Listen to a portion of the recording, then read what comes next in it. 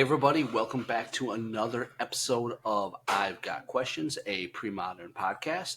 We are continuing our PSS retrospective, and today we have none other than Jeff White with us today. Jeff, how you doing? Hey, Will, great. Thanks for having me on the show. It's a pleasure. It's a pleasure to have you. So we're here talking PSS. So we start off here.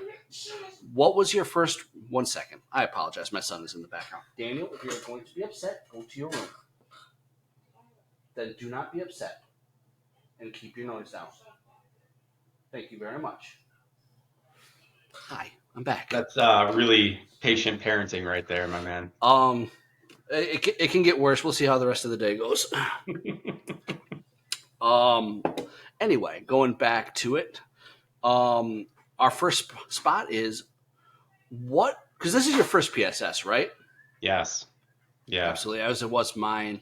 What was your reaction when either Flint or Mike reached out to you about participating? What kind of went through your mind as you heard that? Share any thoughts you got. Yeah, it was pure excitement, really. I had watched every PSS, pretty much every episode of every PSS, probably every podcast that was like pre, during, and post PSS. I'm just a huge fanboy. So when Flint and Mike reached out to me um, to ask if I could participate, I was just super excited. To be honest with you, it like getting onto the PSS, I would say it was one of my goals in pre-modern when I kind of came back to the game after two lobster cons ago. I kind of Mm-hmm. taken a hiatus for I don't know, it was maybe a good 6 months before the two lobster cons ago, and then I caught the bug again. And when I got back into it, one of my goals was to kind of get back out into the community and play at a level that might be worthy of a PSS showing. So it was really just an honor, an honor.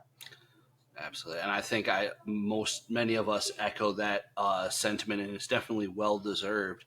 So I don't know about you, but I'm assuming so. If you were fanboying over it, I'm assuming somewhere in your mind you had, if I ever got on the PSS, these are the decks I'm gonna bring.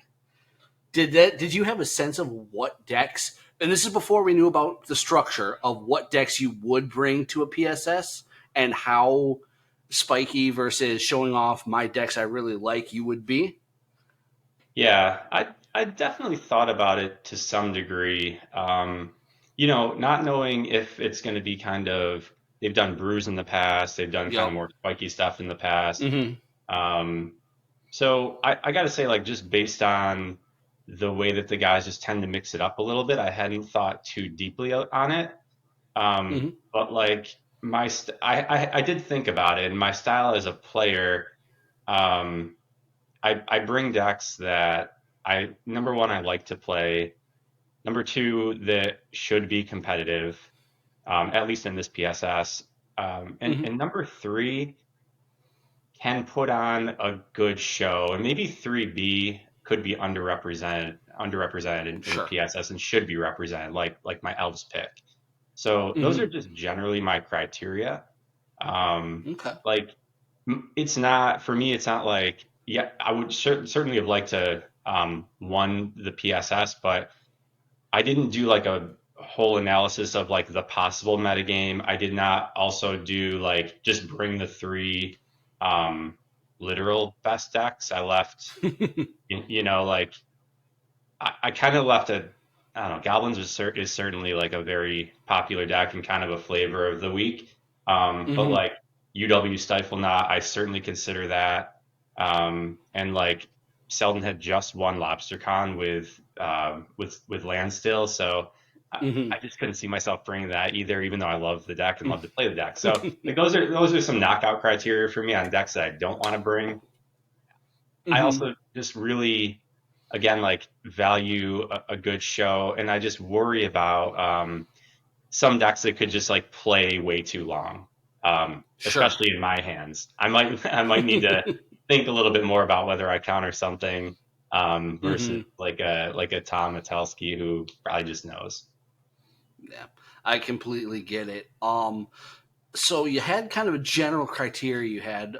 So you got selected, and then we got the news that it was not going to be a ban system, and it was going to be a rotation system.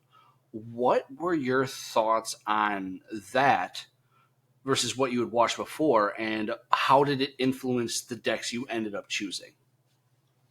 Um, so in our chats, there were a lot of good points and counterpoints to whether people like the ban system or the decks in the blind, and obviously like the third deck being deterministic. I slightly lean toward the format that we played just this time, where we don't have a ban system. In the previous iterations where there was a ban system, I found decks that I really wanted to see play more often Mm-hmm. just getting banned over and over again. And Mm-hmm. so I think the guys tried to put a solution in place where each of your deck gets a generally equal show time, at least for the first 6 weeks. And then on the seventh, you can kind of pick whatever you want based on either having the most fun playing it or what you expect your opponent to bring. So I did like it. I'm not sure if there's a better solution um, to the whole like banning of a deck that's either super powerful or doesn't match up against the decks that you bring very well. Mm-hmm. Um, but certainly like open to different things because I know a bunch of guys made some good points about like the third week being deterministic and not really just ideal. Um, in Mm-hmm. any case, how did it determine the decks that I decided to bring? Well, I guess I thought again like a couple of knockout criteria that trumped that for me. Like I just didn't want to bring the most popular decks in the format. Now I did make an exception for goblins because it's one of the decks I'm most comfortable with. It's certainly a deck that Mm-hmm. has a lot of game, um, and it doesn't really have any really terrible matchups. It can Yeah. also I expected decent amount of a decent amount of land still or a decent amount of just general control decks that I thought goblins could beat. And so I decided that I was going to be like the fast side of that matchup if and when I got matched up on that. So Mm-hmm. goblins is kind of like a slam dunk for me. A deck I love, deck I play a lot, and deck that has game against everything. Um, I I really wanted to play Replenish as well. It's one of the decks that I played the most over the past probably 6 to 12 months. Mm-hmm. Um, I felt like it was a little previously underrepresented, although three people, right? Or was it four? I think three You copies of it. Me, yourself, Lanny, and Jared, and Jared. Jared. Yep, I believe that is correct. Yes, So it got some love, which I think is a good it thing did. because it's a really good deck. And so if I bring that, uh, I just don't really want to play against counter spells. Now I already have a deck in goblins that I can play against counter spells. Um, Mm-hmm. but if I bring those two decks, I was tossing up what I would do for my last deck, and it came down to that one decision point of what should be in the PSS in my mind that I think is going to be underrepresented. And I thought that Mm-hmm. Michael Arnold would be the only possible player that might bring elves. And if he doesn't bring elves, then we have another iteration of the PSS where elves does not show up. And so Mm-hmm. I picked up my cell phone. I started texting Fluffy and saying, teach me how to play this deck because I've only played it in like two monthlies. I played a little bit like for fun on Moto. I need like the ins and outs of it. I need to know like what versions are you interested in seeing, and so I chatted with him a lot, and he taught me a lot of angles of the deck because he's the man, as is Ole, and Mm-hmm. I just put in a good amount of reps before. Well, I landed on the Elvis Spirit Guide version, the biorhythm version, just for fun. Mm-hmm. It's a little bit different. Um, Exactly. Fluffy said he was very interested in seeing that deck in action. I didn't get, unfortunately, I didn't check that box of getting a biorhythm off. I did get some Mm, ESGs off in fun you places, did. so that was cool. But I don't know, like that's kind of a long-winded answer and not a really good one for the meta. But again, I just like felt the deck should be seen and it would be underrepresented, and I guess it turned out to be right. Yeah. There's no such thing as long winded here. You talk as much as you would like, and it was perfectly fine. So we kind of got in here. We got things going. So let's go. We hit week one. In your first matchup in week one, you were up against Tom Matalski with Stifle Knot. And this is where, for a little bit there, Jeff, I don't know if you broke a mirror. I don't know if you found a black cat. I do not know what happened. It did not seem like you could catch a break, and it kind of started off that way. What was your feeling on that first week, as much as you can remember? Yeah, well, I thought that Tom would either start with Stifle Knot or Land Still, and Mm-hmm. so given like what my next two matchups were, I forget what they were off the top of my head. I thought it would be great to just come out with elves, and so when I Mm-hmm. saw an island hit the table, I felt good about the pick. And then of course on turn two, he I don't even think I played an elf turn one. I might have mulliganed. Mm-hmm. I probably played a Querying Ranger or whatever. It wasn't a good draw, and of course Mm-hmm. my deck doesn't have Tingle Wires in it. So he drops a turn two Dreadnought, and I basically on top of the nerves I already had because like Will, did you get nerves in your first PSS and your first match? Because Oh, I dude, sure did. I was talking to Lanny about this when we were playing our first match. My heart was pounding the entire time. I was sweating. I It was bad. It was really bad. And yeah, I eventually went there. But that first mount, yeah, absolutely. So brother, when I tell you that like I didn't sleep the first night because I was so embarrassed about that first Oh, match and like I was super nervous and then I got, which I don't usually do, but like I got like a little bit flustered when he played that turn two Dreadnought just in my face. Like, but why should I expect anything less? Like that's what the deck does. right. I get you. So I didn't even like I was like I couldn't even think to be honest with you. It was Hmm. like a weird line where I ended up getting a Masticore out on the table and then just scooping up my whole pile. And I was like, and I don't know why I did that. Like maybe did the math wrong that he was going to come over and trample me for eight. But like I basically, in my mind, just had already conceded. All right, turn two Dreadnought, that's it. When like I could have, I thought about it for a second, I could have actually played an Nantuko Vigilante and flipped it on his turn. And like maybe he didn't have protection for it. Maybe like Yup. sometimes you just jam a turn two Dreadnought. But in my mind he had it, he had everything, and so I was like, well, can I swear on the show? Absolutely. You go ahead and do So I was whatever you like, want. fuck it, like I don't know what I'm doing. Let's just go to game two. Absolutely. Yup. Yup. Yup. Yup. Yup. Yup. And I definitely get that feeling. And then I remember kind of that happening. And then was game two. It seemed like mana problems or something else happened. It did not feel. I can't remember Yeah. all of it, but was game two just kind of like another run over? Game two, I'm pretty sure I was like attacking with some 1/1s. There was a little bit of game to it. I think there was one point where I could have blocked this 12/12 like and lost all my creatures. But Hmm. the deck didn't get going. I didn't have any like draw engine. I didn't have a survival on the table. It was like drawing little green men and playing them on the table and hoping that I could just get there. Get there. It wasn't a Yeah. very fun game or representative of what Elves does. So Hmm. week one was definitely a bust, but it was like it showed me a couple things. One, it definitely got my nerves out. It got my first Hmm. first of many losses out of the way.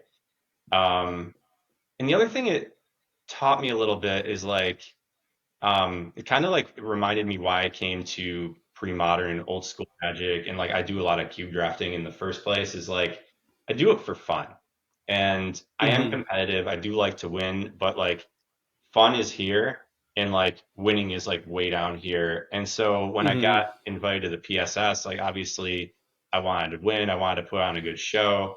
I put a lot of reps in on Moto and play tested a lot of stuff.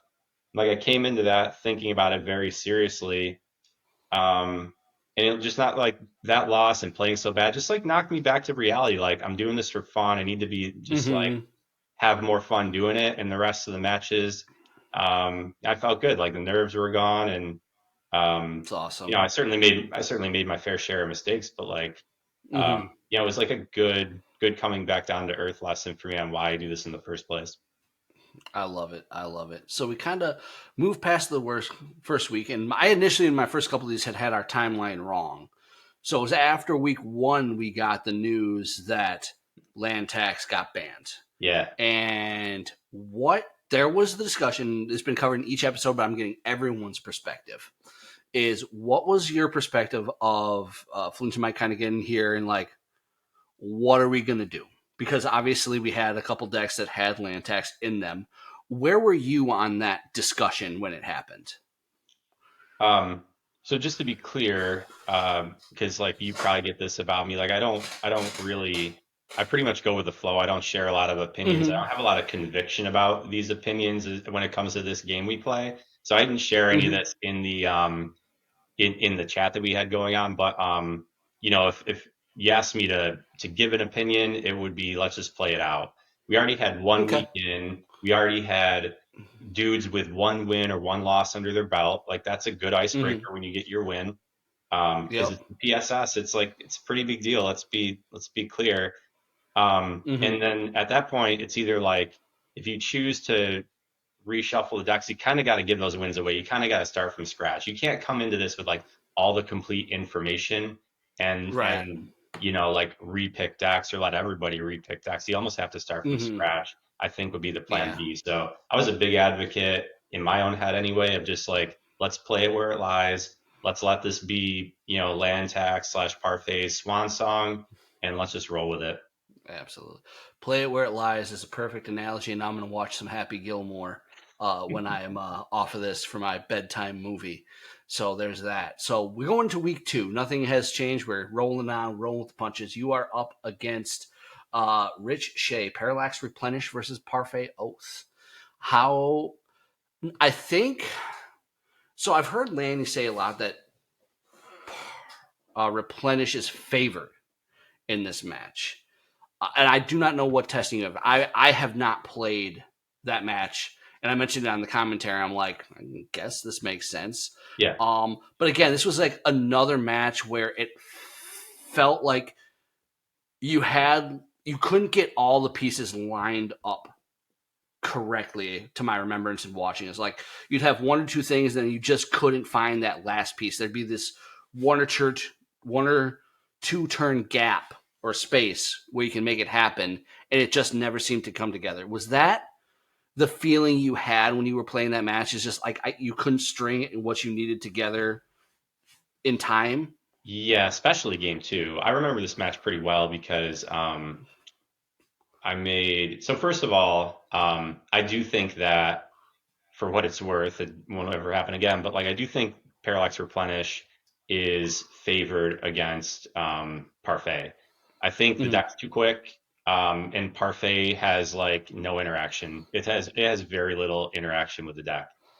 Um, so my problem was that I didn't get off to a quick start, and that was my Achilles Mm-hmm. heel with the deck. Every time I played it, didn't draw the right Mm-hmm. half of the deck. I didn't get off to any quick starts. I was having mana issues in most cases. So, but in this particular match, while I just dirtled around in game one for a while, my actual loss came down to just me making a play error.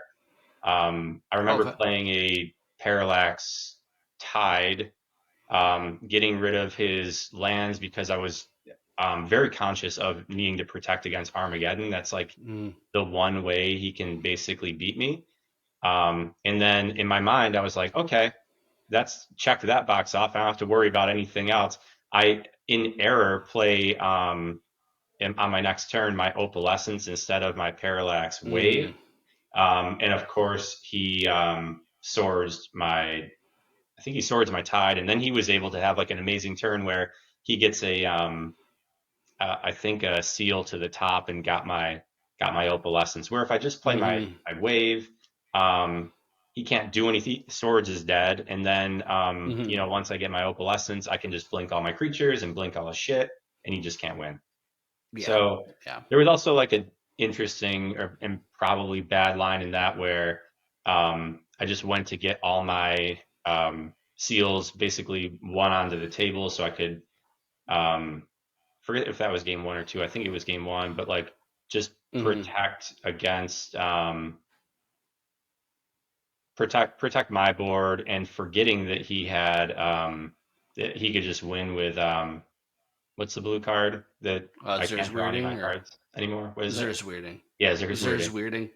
Yeah. Yeah, I was gonna ask you about that because I remember on commentary that's one struck me. It was just like, why are because getting you got all three of your or most did you have three or four main deck seals? I cannot Four. remember. I play four. Four. Yep, you went and got like three of them off of intuition. I was like, I didn't maybe I was thinking maybe your hand was like a lot of different tides and whatever to make advantage of. I was like that seemed interesting to me. What was you said you were doing it to kind of protect your board from something or I can't remember his deck list specifically, but mm-hmm. if he had a main deck, what's Aura of Silence? Does he have a main deck Aura of Okay. Silence? I believe he did, I think yes. he has a I main can look deck at Aura the of Silence. So my game plan was to I didn't have like all the my game plan at the time I think was to protect against his one main deck Aura of Silence because that's really problematic for me. Given I didn't yeah. have a very fast start, um, and then lock him off lands, and then get to the rest of my pieces. Um, Mm-hmm. if I remember correctly, I didn't have any way. Like I couldn't. I mean, I could have not intuitioned. I couldn't intuition though for replenish because I didn't have any way to get anything in my graveyard. I didn't even really have any of the pieces.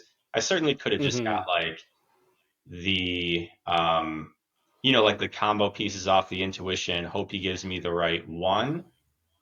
Mm-hmm. Um, but then and maybe I was, and probably rightly so, like I was just overly worried. You know how sometimes you get like one card in your head that's problematic and you forget that it's only a one of and is, well, I guess in his deck everything's a five of. Um, Yeah, I do that all the time. It's bad. yeah. Um, so yeah, I've replayed that a little bit in my head. Like I don't like probably the play was not to intuition at all. Mm-hmm.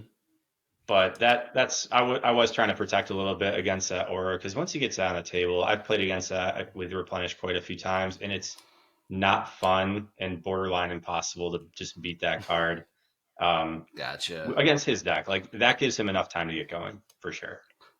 That makes sense. So we kind of had a rough one there. We move into week number 3. You're up against Jared Doucette, Rock versus your Goblins. Um, Yeah, talk to us.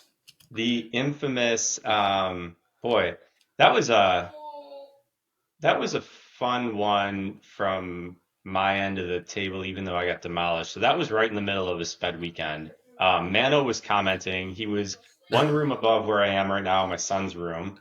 I could hear him kind of yelling and screaming, but I couldn't hear what he was saying. In the meantime, apparently, like there's 20 people running around my house. My dog got let out. She's running around the neighborhood like a crazy person. I think I had like Metelsky level distractions going on, but I didn't know any of that. I was zoned in, and hmm that was the match though where Jared hit me with a Cabal Therapy for ringleader. I think after I mulled once, got both my ringleaders, diminished my hand to like three duds, and that Yeah, nothing, that was nothing. it. You can't do anything on that. It's the only game I remember Yep. um, from that match. I forget if it went 3 games or not, but It did, I believe. I'm gonna double check. I I have think the it thing did. And on that my. might have been game three, Yeah, you guys if I went remember 2-1 on that correctly. one. Yep. But that was a great call by him. The one card that can really beat him by just reloading my hand, since I don't remember specifically, but I'm assuming he had a couple of walls out, a couple of blockers, maybe ways to deal with hmm like my first wave of little guys. So, hmm great call by him, great play. And props to him. He knows how to play goblins, and so he knows what it's like to be on the other side of the table and what you're hoping Exactly. to get called or not called. Exactly. So we unfortunately start off 0-3. Let's take a second here because now we're rotating back to all of our decks. Where were you at with that start? where was your headspace at? Were you still able to keep I'm here having fun? Were you able to keep the fun? I mean, where were we at?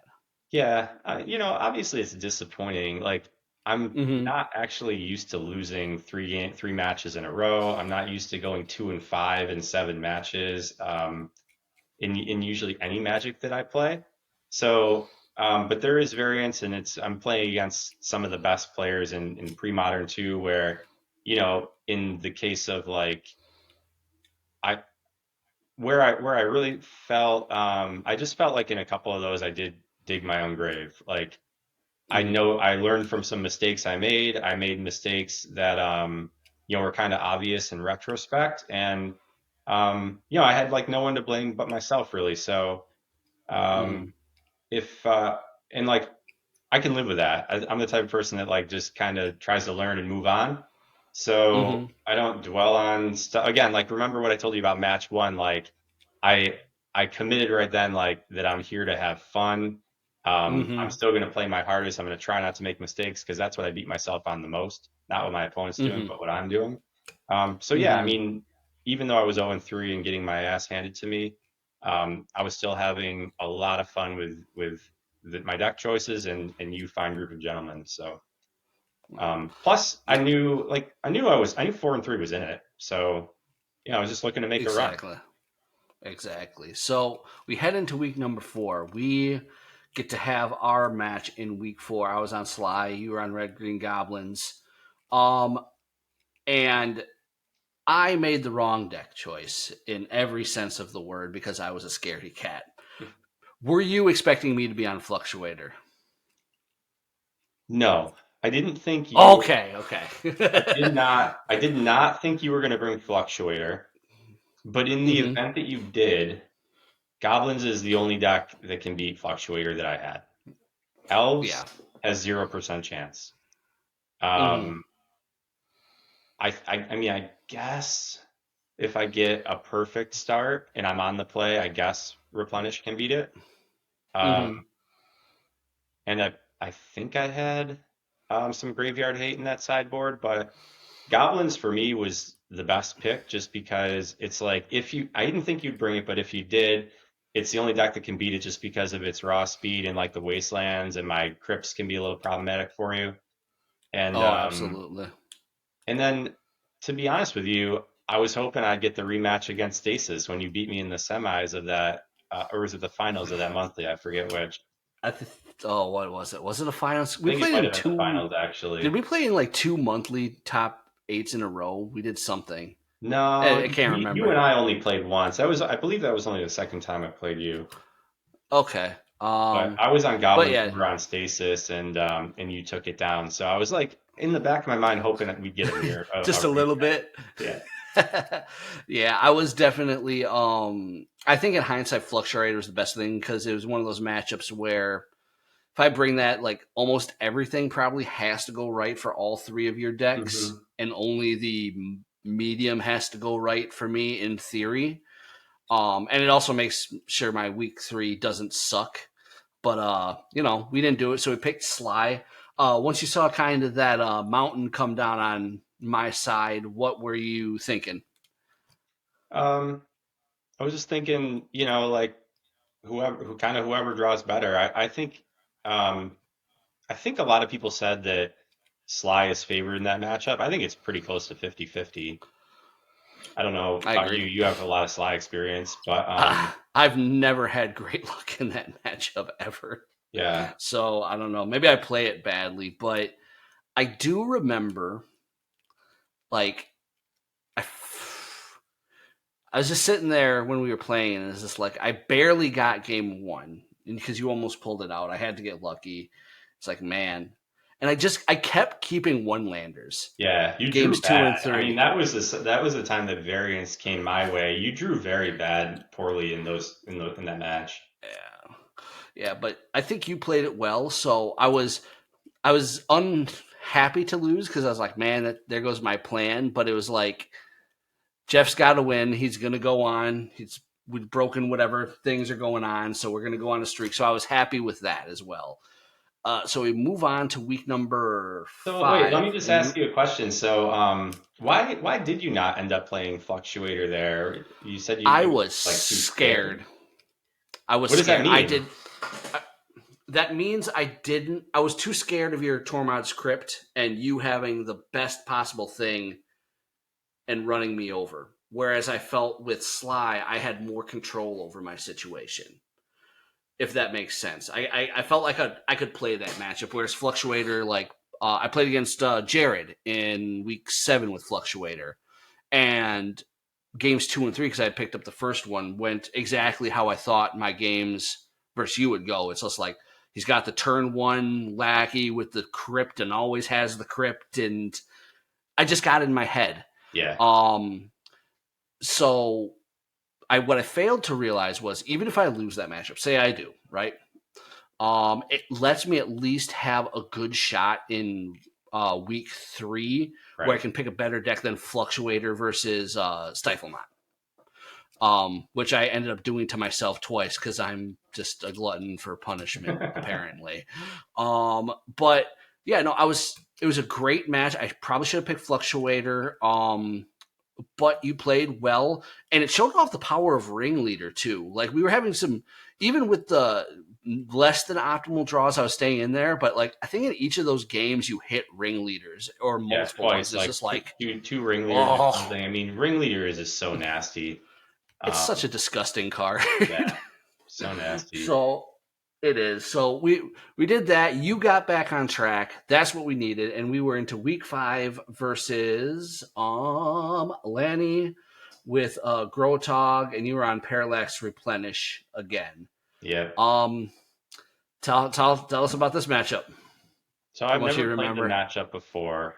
Um, any deck that has access to counterspell is a little bit of a pain in the ass for replenish. Mm-hmm. So my strategy going into it was just playing it a little bit more slowly because he doesn't have a ton of counter spells and he doesn't have the ability to put a lot of pressure on. So like if I can just like starting turn 3, just go like 4 drop, 4 drop, 4 drop, 4 drop, 4 drop.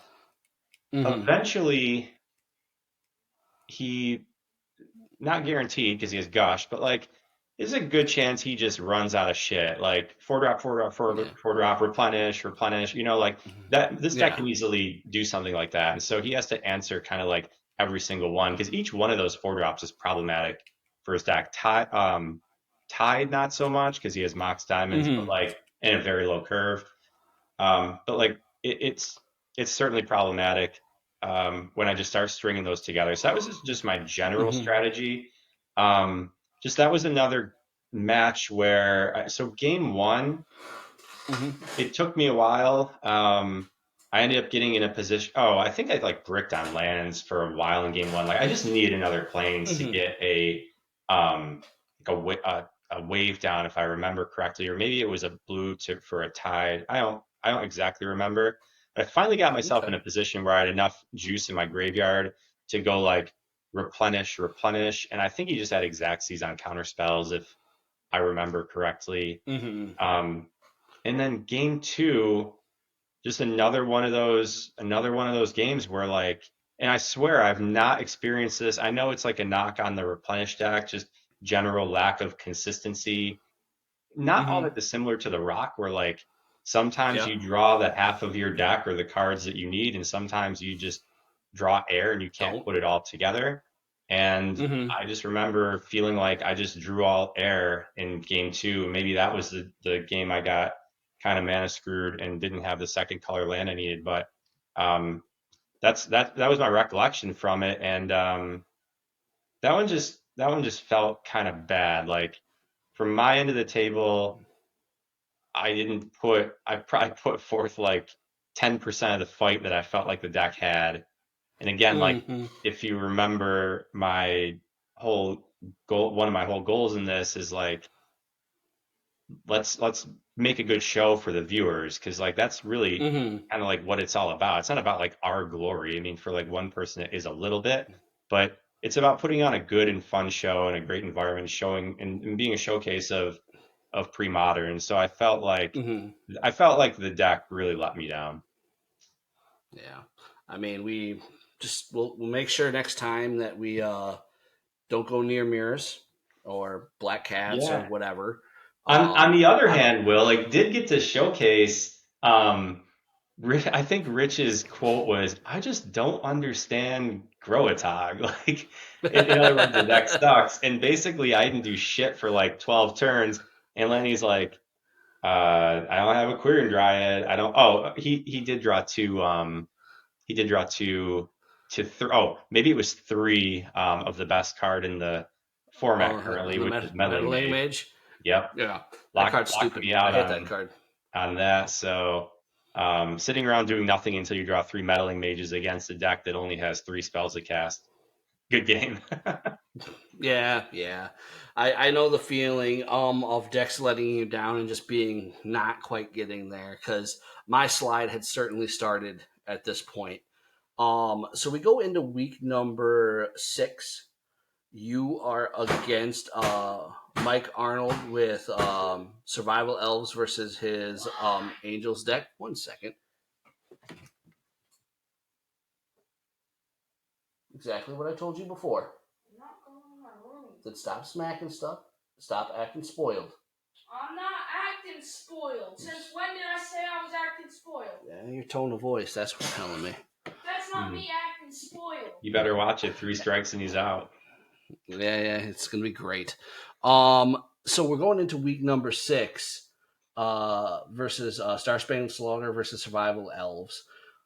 What recollections on here? This seemed like a deck where his deck, as long as the mana works, puts up a Hmm. real good fight.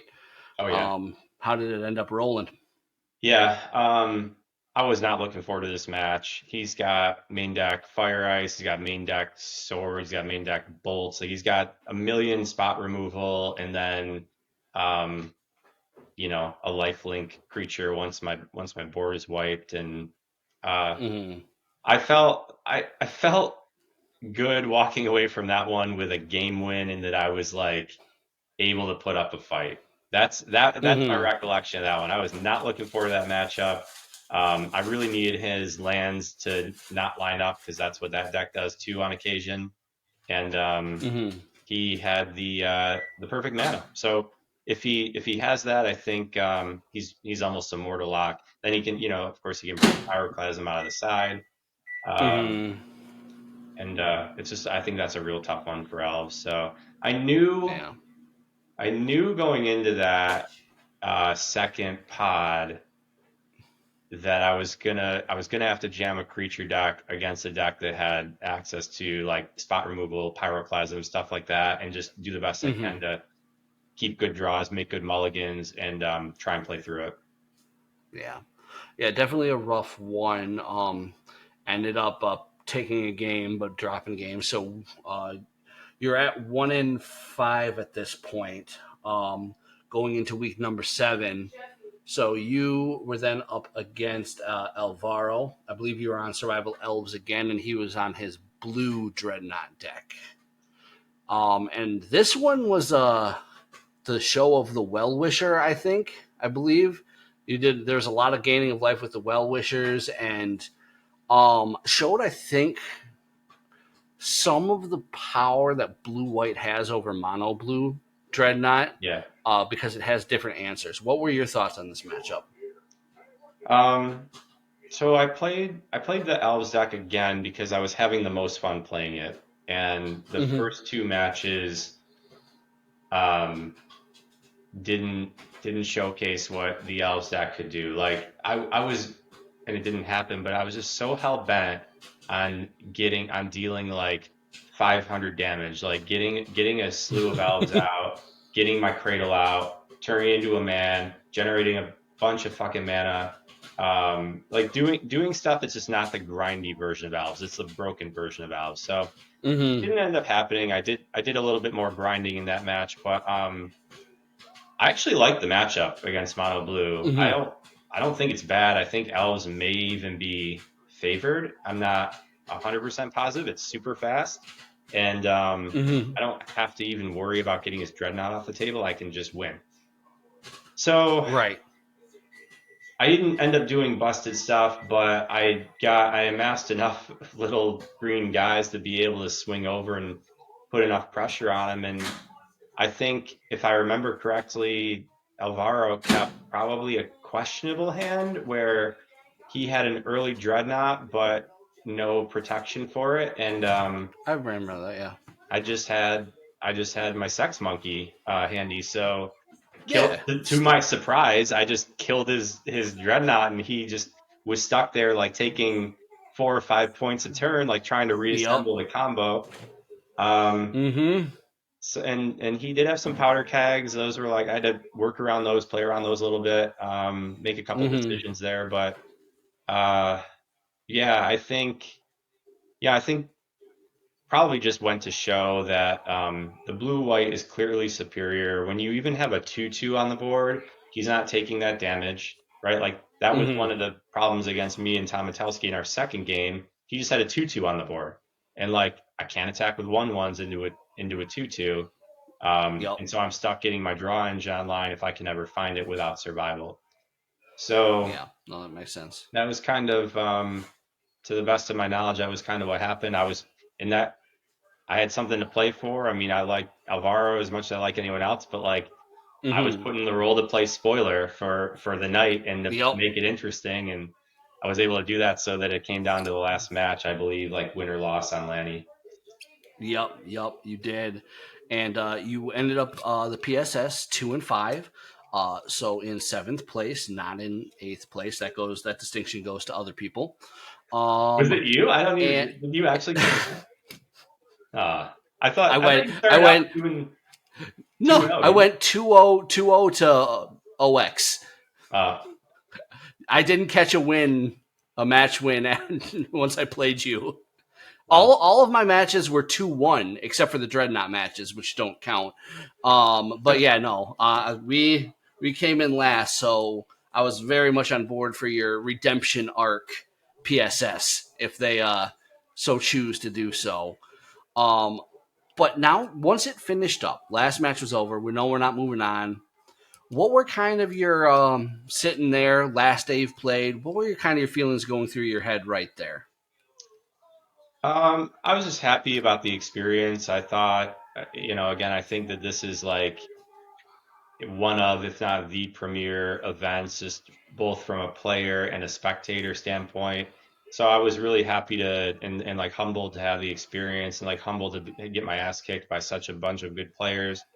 And then I was also, while I didn't accomplish a number of the quests that I set out to hit, like having a good showing with elves and showing like the population what it can do. I always think this one's funny because like when Hoyt I and when like Hoyt sets up the elves matchup, he's like, all right, so the elves matchup has a bunch of mana and it can do broken things, and kind of like generically talks about it, but like no one ever shows the actual broken things that it can do on camera because Right. either it doesn't go down like that or like the opponent just scoops up their cards. So Yeah, they're just like, nope, we're not going to let you show this at all. yeah, But yeah, I get what you're so saying. we're assuming that it can do this and like trust me that it Mm. can, but it just like never ends up happening because everyone's like, well, you got access to 100 mana, like you're good. Um, Yeah, yeah. so so that was one of my side quests that I was hoping to accomplish. But like as in retrospect, and I was like making a list and um I ghosted you on the podcast like a week and a half ago and have since lost the list. But like the other thing I like about PSS is um, for those of us who like to kind of show off the card choices that we make and like the parts of our Hmm. collection that we like you have a very distinct flavor of card choice, which, while I don't love, I respect. But like You I don't have got to be to, kind here. It's appreciated. no, honestly, I think it's great. I do think like I can't get myself to really play new borders in PS Hmm. or in pre-modern, but I love a lot of the new art. That's Hmm. certainly a fact.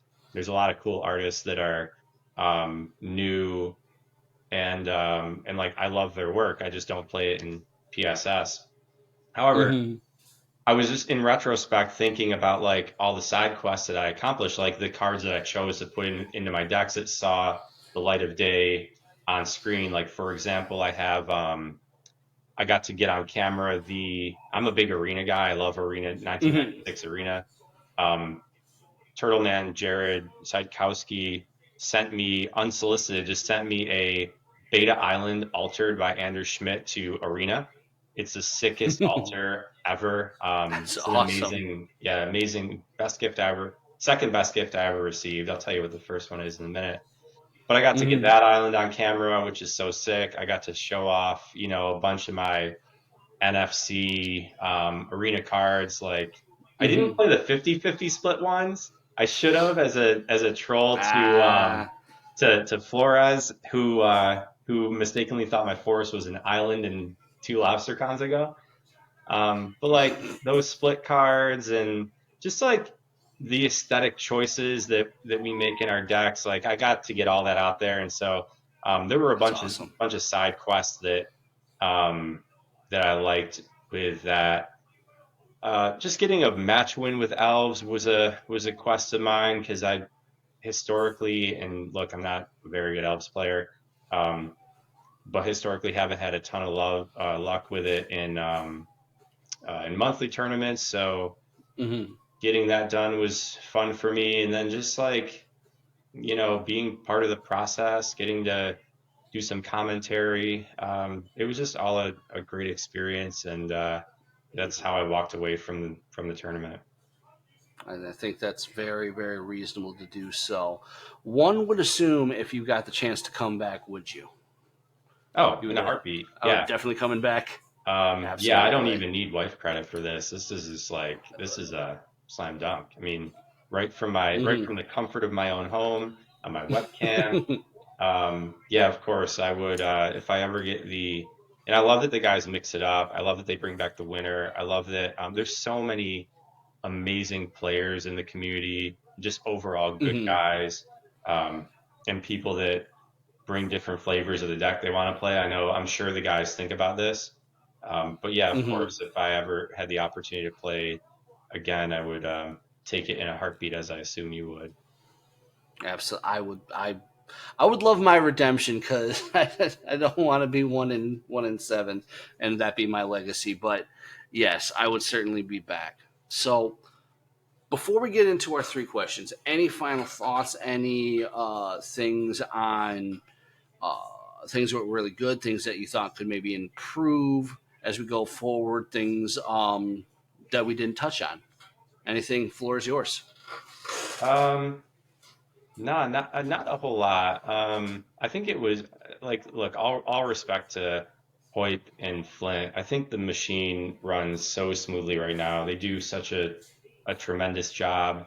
I'm not a super creative guy when it comes to being a TO, so I'm more of like a sit back and watch what they brew and put together.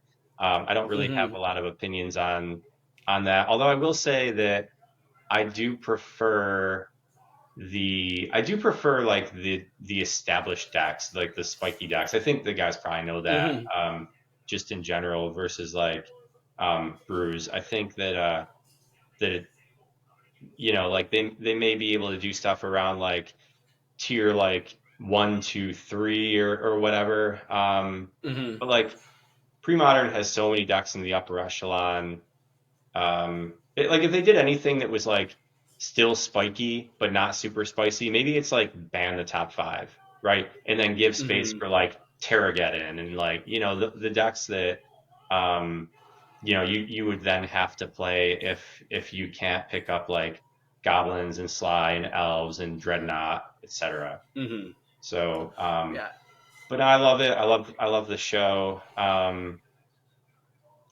The other, I guess the only other thing I'll say, like side quest for me, is that I did a couple. So I said the second best gift I ever got was the island that Jared gave me.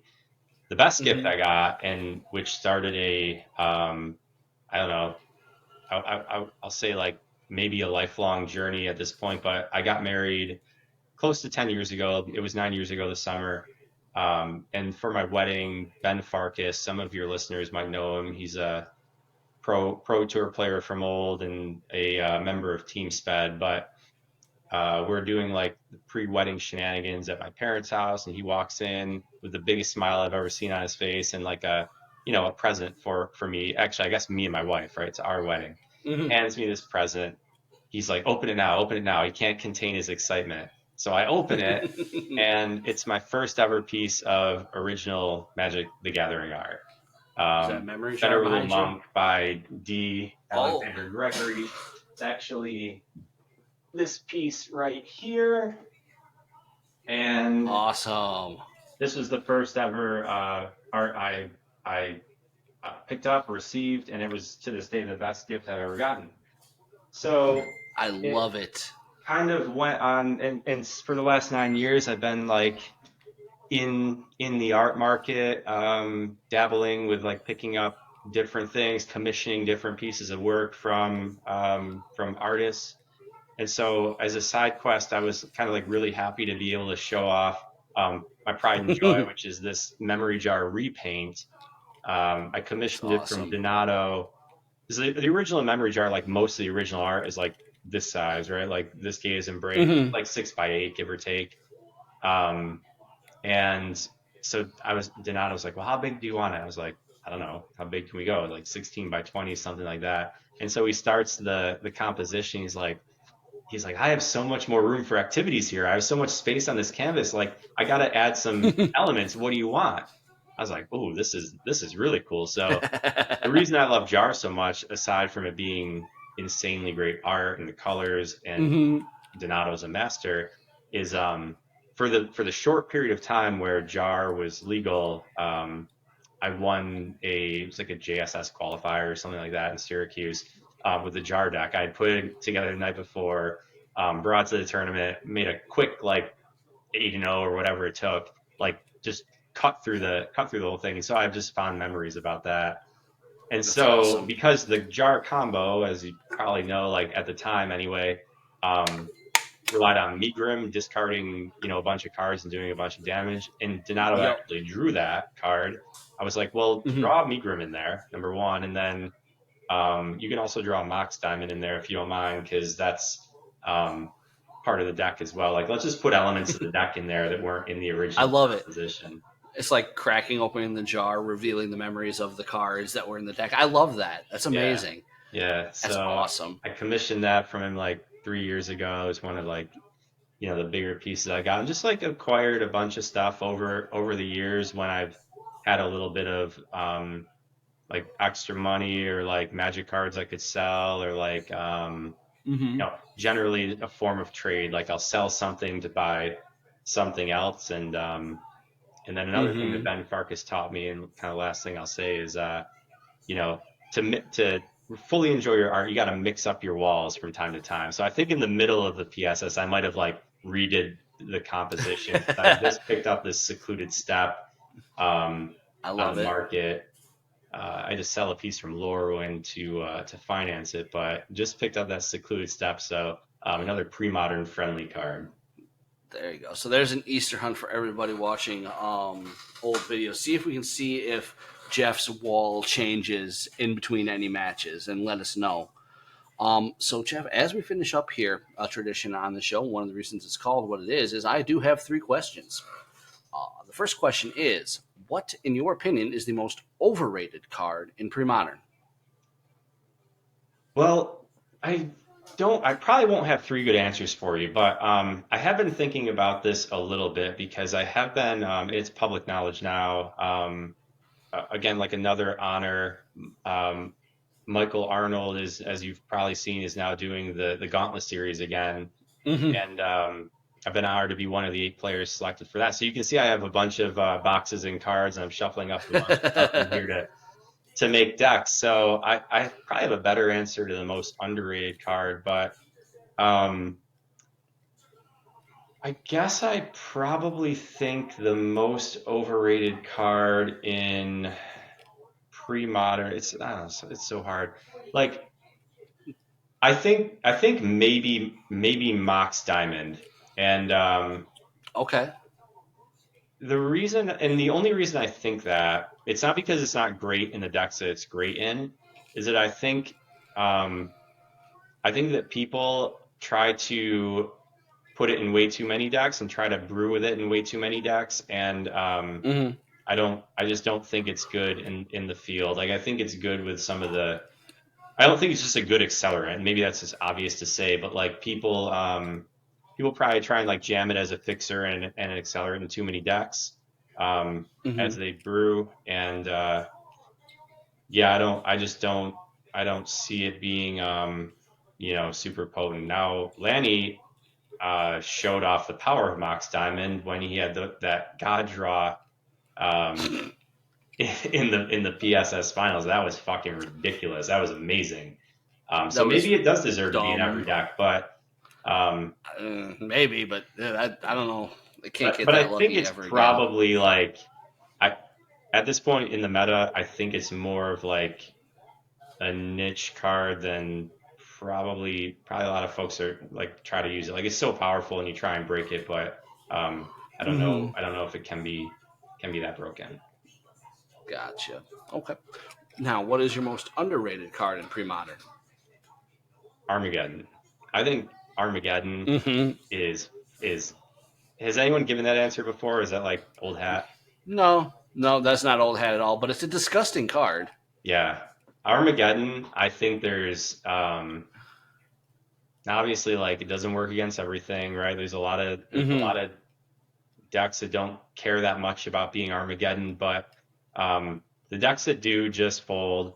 And it's even good. Hmm. I'd like to ask you this because you're a slime master. Like, if I was Hmm. playing a deck that had Armageddon in it, and a bunch of creatures like Terrageddon, for example, like I don't think I would bring my Armageddons out against Sly. You're real lean You on don't. lands. You have to, you lose your 2 or 3 lands in play. You're forced to make a lot of tough decisions, and you probably won't reload. So Yes, I think you're accurate. I've had it done to me.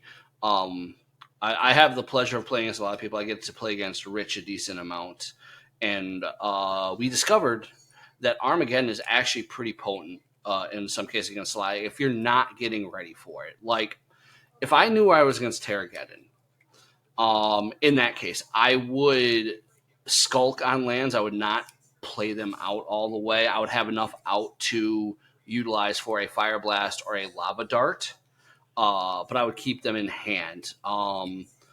Because yes, if you play into it and they Armageddon you and then drop, say, a Terravore, you're not going to catch up in time unless they're only at like 5 life and you can draw out of it or something like that. Additionally, it cuts you off from Fire Blast. It cuts you off from Lava Darts. It makes you crack fetches. And most red decks only play 9 basic mountains in it between their fetches and everything else, 9 to 10. yeah, So, yes, I would say 100% is amazing even against Sly. yeah, and because you're a smart player and you've play tested, so you get all that. But like Armageddon is not a very one of the reasons I say this is like Armageddon is not a very common card you find in today's metagame. I think it Nope. catches a lot of people by surprise, and I just think a lot of people maybe don't play it or consider it because they think it is the meta is fast, right? Like there's a lot of fast decks Hmm. out there, but it doesn't mean that Armageddon is not good against those low to the ground decks. Just Hmm. depending on what your game plan is, what your own game plan is. So Yes, that is my vote for most underrated card. absolutely. And then Jeff, I know you said you dabble around with Magic Online, right? Have you done? Do you do the Magic Online Society as well?